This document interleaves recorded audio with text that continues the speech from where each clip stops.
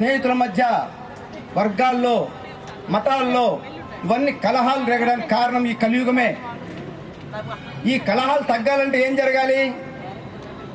హింస. ఎందువల్ల కలహాలు వస్తున్నాయి? హింస. రజోగుణం వలన. ఏ గుణం అండి? రజోగుణం. రజోగుణం వలన. అదే శాకాహారం తీసుకుంటే రజోగుణం ఉండదు, సత్వగుణం ఉంటుంది. సత్వగుణం అంటే ధైర్యము, సాహసము, శాంతి, ప్రేమ, దయ, జాలి, కరుణ, మమత, అనురాగం, ఆప్యాయత. మరి మనకి సత్వగుణం కావాలా లేదంటే రజోగుణం కావాలా? అందుకనే మనం శాకాహారం తీసుకోవాలి. ఇంకొక ముఖ్య విషయం చెప్తానండి. శాకాహారం వలన మనలో ఉన్న ఆత్మ స్వరూపం, పరమాత్మ అంశ అనంతంగా శక్తినిస్తుంది. దీన్నే మనం ఆత్మజ్ఞానం అంటాం.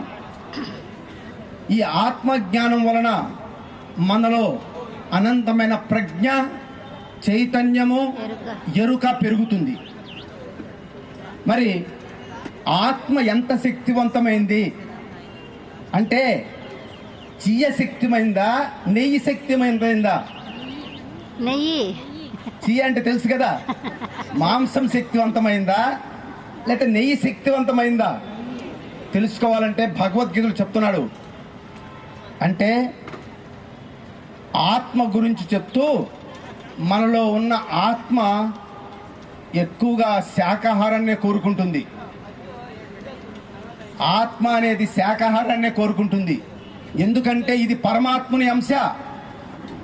పరమాత్మ అంశ అయిన ఆత్మ జీవాన్ని నిలుపుతుంది, బతికిస్తుందే గాని ఆత్మ ఎవరిని చంపదు. మనమంతా ఆత్మస్వరూపులం కాబట్టి బతకనివ్వాలి, జీవించనివ్వాలి, దాని సౌభాగ్యాన్ని చూడాలి. మనలో ఉన్న ఆత్మ ఎంతటిదో కృష్ణ భగవానుడు చెప్పాడు. నైనం చిందంతి శస్త్రాణి నైనం దహతి పావకః న శోషయతి మారుతః క్లేదయంత్యాపో న శోషయతి మారుతః. అంటే పంచభూతాలున్నాయి. పంచభూతాల్లో భూమిలో కనపడే ఖనిజాలు ఎన్నైనా ఉండనివ్వండి, ఆత్మను ఏమీ చేయలేవు, ఛేదించలేవు. ఎంత అగ్ని ఉన్నా ఆత్మను దహించలేవు. గాలి విసరకొట్టలేదు, అగ్ని దహించలేదు, వాయువు దాన్ని ఆర్పలేదు. అంత శక్తివంతమైన ఆత్మ ఎవరి దగ్గర ఉంది? ఆత్మ ఎవరి దగ్గర ఉంది? మనలో ఉంది. మనలో ఉన్న ఆత్మ అంత శక్తివంతమైతే దాన్ని మనం పెంచుకోవాలి కానీ తగ్గించుకోకూడదు. మానవుడే మహనీయుడు, శక్తిపరుడు, యుక్తిపరుడు, మానవుడే మాననీయుడు. ఎంతవరకు మానవుడు అంటే ఈ ఆత్మశక్తితో దివిజనుండ భువిగుంచిన భగీరథుడు మానవుడే. అంత శక్తి ఉందండి ఆత్మలో. సృష్టికి ప్రతి సృష్టి చేయు విశ్వామిత్రుడు నరుడే. విశ్వామిత్రుడుగా నరుడే, కానీ ఆయన సృష్టికి ప్రతి సృష్టి చేశాడు. అంటే ఆత్మజ్ఞానంతో ఎంతైనా మనం శక్తిని సాధించవచ్చు. అది శాకాహారం వల్లనే సాధ్యము. ఏమండి? మరి ఈ భగవద్గీత 5170 సంవత్సరాల క్రితం ద్వాపర యుగంలో అత్యంత మేధా సంపన్నుడైన వ్యాసు భగవానుడు ఇచ్చాడు. ఆయన శాకాహార, మాంసాహార?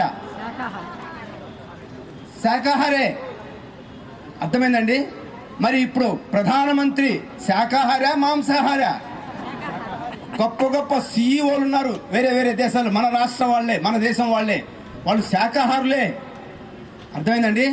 శాకాహారాన్ని నమ్ముకుంటే, భగవద్గీత చదివితే ఆత్మజ్ఞానం అనంతంగా మనలో డెవలప్ అవుతుంది. ఇది మనం నెక్స్ట్ తరానికి ఇవ్వాలి. ఇది నెక్స్ట్ తరానికి భగవద్గీతను అందివ్వాలి, శాకాహారాన్ని నేర్పించాలి. అప్పుడే మనలో మన దేశాన్ని ఉన్నతంగా సూపర్ పవర్గా మనం మెచ్చుకోగలం. ఓకేనండి? మరి ఈ అవకాశం ఇచ్చినటువంటి పిరమిడ్ ధ్యానులకు